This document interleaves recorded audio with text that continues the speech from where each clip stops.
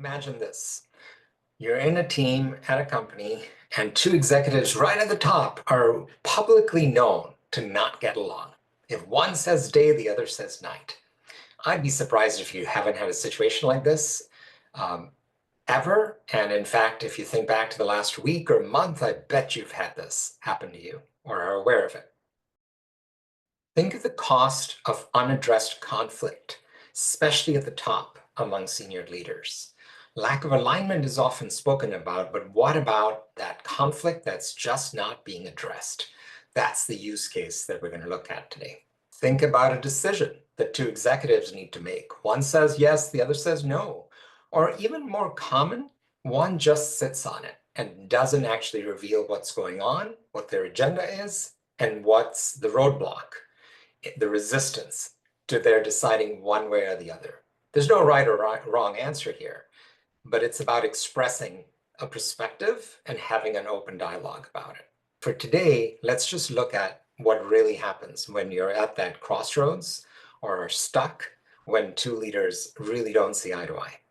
So the invitation today is to just consider the first three steps in the RESPECT Quotient framework, a framework to help conflict resolution, a framework to be guided through, as we really are not skilled, most of us, to do this ourselves.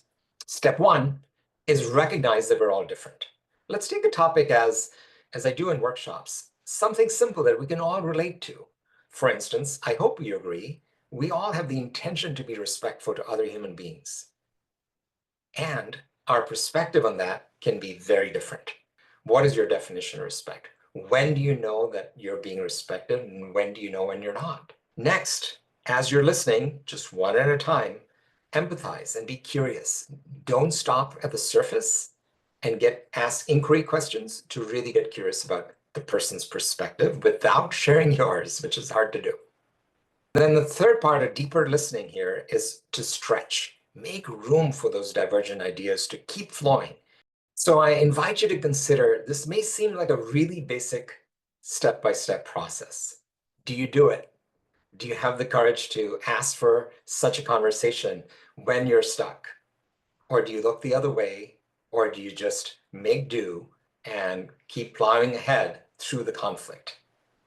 Conflict is very expensive to organizations, and I'm on a mission to help you solve for that. So reach out and let's talk more about it.